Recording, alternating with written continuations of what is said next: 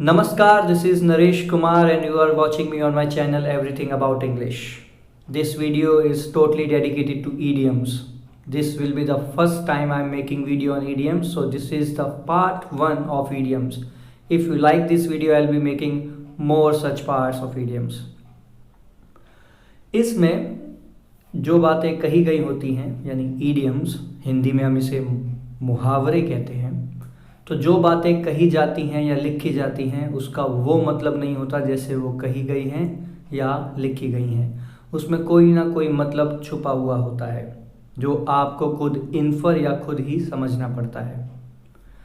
Idioms जैसे मुहावरे हिंदी में कह देते हैं कि दाल में कुछ काला है।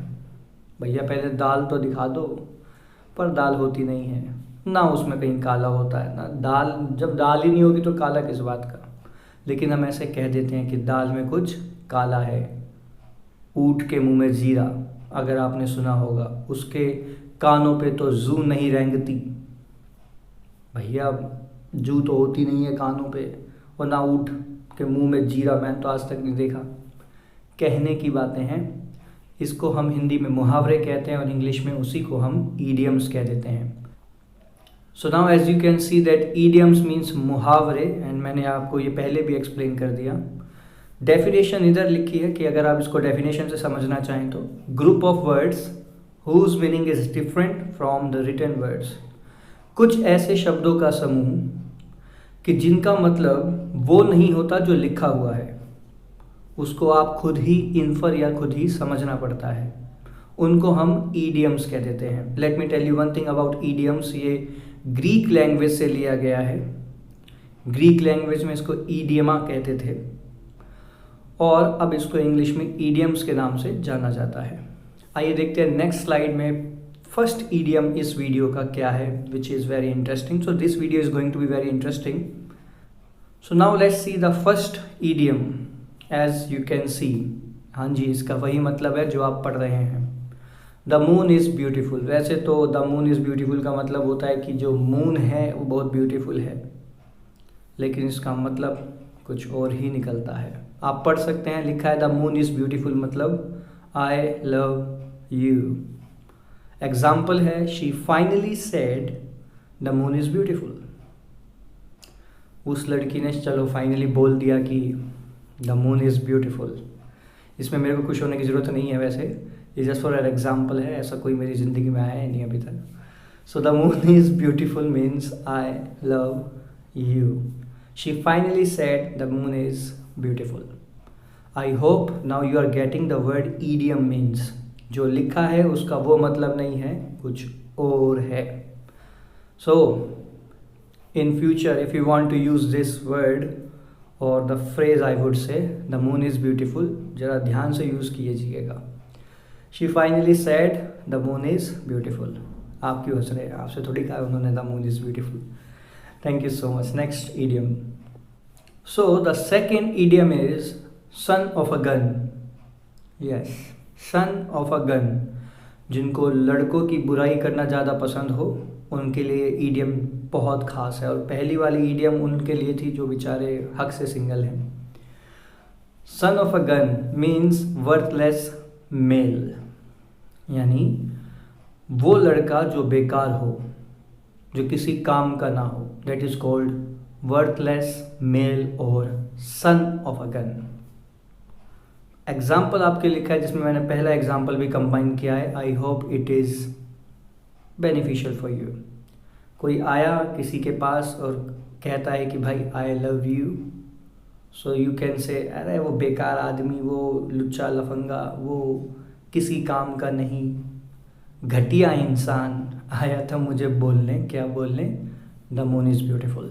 सो I hope you are getting this example.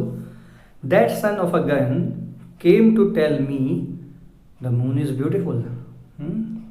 That son of a gun came to tell me that I love you. I hope you are getting this son of a gun idiom very easily now. The first one was the moon is beautiful means I love you, and son of a gun means बेकार लड़का, किसी काम का नहीं, आवारा kind of, you can से। मैंने दोनों को कंबाइन करके एक एग्जांपल आपके सामने दिया. That son of a gun came to tell me the moon is beautiful. Now let's see the third idiom. Okay, so this is the third idiom, pardon my French. इसको जरा ध्यान से use कीजिएगा. Pardon my French का मतलब होता है कि आपने किसी को कुछ बुरे शब्द कह दिए, कुछ अपशब्द कह दिए और उसके लिए आप सॉरी बोल रहे हैं, उसके लिए आप माफ़ी मांग रहे हैं. That is called pardon my French. ये कुछ भी हो सकते हैं, अपशब्द हो सकते हैं, किसी को आपने ऐसे शब्द बोल दिए जो नहीं बोलने चाहिए थे. Whether it could be abusive language और it could be any cursive words. So pardon my French, not language, I was about to say language. Pardon my French means saying sorry for using bad words. मान लीजिए आपने अपने senior को कुछ ऐसे शब्द बोल दीजिए जो बोलने लायक नहीं थे, तो आप कह सकते हैं आई एम सॉरी, और यू कैन से प्लीज़ पार्डन माई फ्रेंच. इसके लिए मैं आपको बता दूं, इसको ध्यान से यूज़ कीजिएगा. फ्रेंच पीपल इसको यूज़ नहीं करते, वो इसको गलत मानते हैं. क्योंकि जब कोई कन्फ्लिक्ट रहा होगा इंग्लैंड और फ्रेंच यानी फ्रांस का, तो कोई संघर्ष, कोई पुरानी बात रही होगी इंग्लैंड और फ्रेंच की कन्फ्लिक्ट की, जिसमें किसी ने किसी को कोई बात बोल दी. जैसे कोई इंग्लैंड का रहने वाला हो और उसने किसी को ऐसी बात बोल दी फ्रेंच में जो उसे समझ में नहीं आई, तो वो व्यक्ति उसे कहता oh I am sorry, please pardon my French. धीरे धीरे धीरे ये पार्डन माई फ्रेंच ईडियम एक फ्रेंच पीपल या फ्रेंच के लोगों के लिए ये गलत मानी गई. वो इसको यूज़ नहीं करते. हालांकि ये इंग्लिश में है, लेकिन फ्रेंच पीपल इसको यूज़ नहीं करते. वो इसको गलत मानते हैं कि आप हमारी भाषा को ऐसे कह रहे हैं, पार्डन माई फ्रेंच. तो इसलिए वो उसको यूज़ नहीं करते. आप ज़रा ध्यान से यूज़ कीजिएगा. So I hope it is clear to you. Pardon my French means किसी को सॉरी बोलना जब आप किसी को कुछ गलत शब्द, अपशब्द कह देते हैं तो. So the next idiom I would like to tell you is oops. Flip the bird. Flip the bird, it means गुस्सा दिखाना, but by showing your middle finger. मैं ये करके नहीं दिखा सकता. You are mature, you can understand what I am trying to say you. To express anger by showing middle finger. आप किसी को गुस्सा दिखाना चाहते हैं अपनी मिडिल फिंगर से, तब समथिंग लाइक दैट. आपने उसको गुस्सा दिखा दिया, तो यू कैन से बहुत बोल रहा था आई फ्लिप द बर्ड. और you can use in a sentence like this I have used I flip the bird at him. मैंने उसे गुस्सा दिखाया by showing middle finger. I am not promoting you to say this, but this is the language. I have to flip the bird at this dog one day, seriously. Whenever I make this video, it starts barking. I don't know why. I have to show flip the bird. So okay, now it is quiet now. Next idiom, please. So the next idiom is hit the sack or hit the hay. It means go to sleep or go to bed. जब भी आप सोना चाहें और ये कहना चाहें कि भाई अब मैं सोना चाहता हूँ, मैं सोने जा रहा हूँ, रात के 11:15 बज रहे हैं, I am going to hit the hay और I am going to hit the sack. After this video I will hit the sack. इस वीडियो के बाद मैं सोने जाऊँगा. और you can say just like I have mentioned in example, I am going to hit the sack और sack. I am going to hit the sack means मैं सोने जा रहा हूँ. In simple words you can say I am going to bed or I am going to sleep. But in idioms if you want to say, you can say I am going to hit the sack or I am going to hit the hay. It's up to you. The reason I have already told you in the starting of this video that why should we use idioms is just because if you want to express your thought or ideas in very different way or in very educated manner. Okay, so the next idiom is mumbo jumbo. Yes, you heard it right. Mumbo jumbo. Mumbo jumbo means nonsense or meaningless speech. नए नए जब बच्चे सीखते हैं English तो वो कुछ ऐसी ही स्पीच देते हैं जिसका कोई मतलब नहीं होता, कोई बात नहीं होती, समझ में नहीं आता, क्या कह के बैठ गए. नॉनसेंस और मीनिंगलेस स्पीच आप कह सकते हैं। हाँ, धीरे धीरे वो सीख जाते हैं मेरे से, तो फिर वो अच्छी बोलते हैं।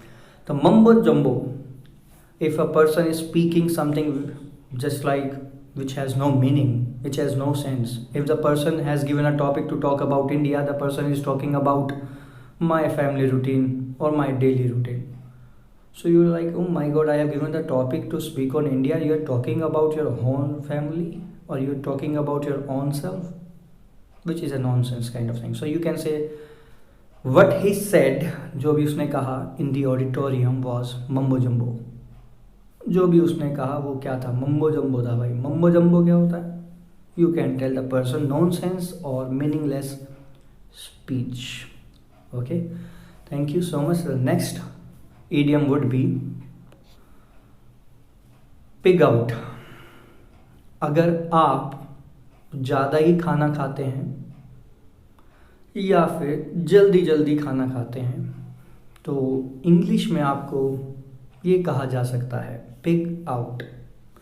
यस, पिग आउट मीन्स जो मिले बस खा लो, जल्दी जल्दी ठूस लो।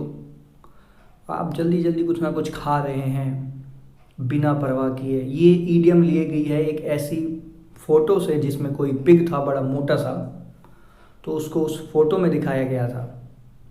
तो वहाँ से ये ईडियम यानी भाषा है पहले से चलती आ रही है, तो वहाँ से कोई चीज़ उठाई गई और उसमें ये जोड़ दिया गया। पिग आउट मीन्स मोटा सा पिग और कुछ ना कुछ खाया जा रहा है जल्दी जल्दी और ज़्यादा ही खा लेता है, तो उसको कह देते हैं पिग आउट। एग्ज़ाम्पल, अगर वीडियो देख रहे हैं विनीत, तो जो मेरे स्टूडेंट हैं, ही इज़ वेरी मैच्योर, दिल पे नहीं लेंगे, I hope. So the example is in the party Vineet was picking out. Party में विनीत जो था बस खाए जा रहे हैं, ठूसे जा रहे हैं, खाए जा रहे हैं और जल्दी जल्दी खाए जा रहे हैं। तो ऐसी चीज़ें जो आप जल्दी जल्दी खा लेते हैं या ज़्यादा खाते हैं, आपको पिग आउट की कैटेगरी में फिर डाला जा सकता है। So in future if somebody is giving the party, be aware of not pigging out. So the example was in the party Vineet was pigging out. I am sorry Vineet.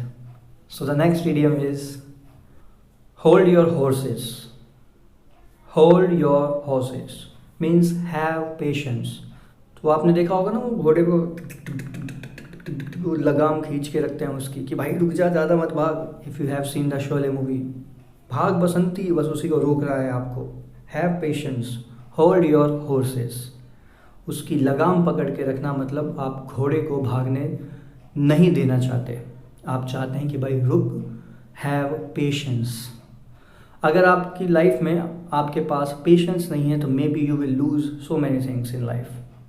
So to understand this, hold your horses means have patience. So अगर आप किसी भी चीज़ को सीखना चाहते हैं, जो मैंने एग्जाम्पल में लिखा भी है, to learn anything we have to hold our horses. किसी भी चीज़ को सीखने के लिए हमें अपने पर पेशेंस रखना चाहिए, but this dog has no patience. So the next idiom would be ballpark figure. Yes, you heard it right. Ballpark figure means estimation, किसी चीज़ का गेस करना, किसी चीज़ को आप तुक्का लगा रहे हो, यार थोड़ी बहुत तो बता दो कितनी होगी वो, कम से कम थोड़ा बहुत कितना, आइडिया लेना चाहते हैं किसी चीज़ का, एस्टिमेशन गेस करना चाहते हैं, तो उसको आप ईडियम्स में बॉल पार्क फिगर कहते हैं। ईडियम्स मतलब मुहावरों में। भाई मुझे श्योरिटी नहीं है यहाँ पर कितने लोग काम करते हैं, बट मे बी अराउंड 1000 होंगे, I am not sure, but the ball park figure means estimation. तो अगर आप तुक्का लगा रहे हैं, गेस कर रहे हैं, तो आप उसको बॉल पार्क फिगर कह सकते हैं। जैसे कोई पूछे भारत की जनसंख्या बताना, तो भाई एग्जैक्टली तो पता नहीं, बट शायद 130 करोड़ समथिंग लाइक दैट, उसके आसपास। तो ball park figure 130 crore. Estimation आप इसे इंग्लिश में कह सकते हैं, और हिंदी में हम इसे अनुमानित संख्या या अनुमान कहते हैं। सो ये था 9th, and let's move to the last idiom of this video. One of my favourites, under the sun. Sun के नीचे मीन्स इस दुनिया में। एग्जाम्पल आप सीरियसली ना लें, मुझे और कोई एग्जाम्पल याद नहीं आया तो मैंने ये लिख दिया। I am the best teacher under the sun means मैं या वो व्यक्ति बहुत अच्छे टीचर हैं, सर्वश्रेष्ठ अध्यापक हैं इस दुनिया में। तो under the sun means in the world, you are the best student under the sun, you are doing best support to my channel under the sun. So I am the best teacher under the sun, as you can see. Thank you so much for watching me on my channel, which is everything about English. And if you like this video, or if you are new to my channel, please subscribe my channel and like, share also. Thank you so much. This is Naresh seeing you. The moon is beautiful and you all are the best and unique under the sun. Keep watching and never lose your horses. Always hold your horse to do anything in life. Bye bye. Thank you so much. This is Naresh. Take care. Bye bye.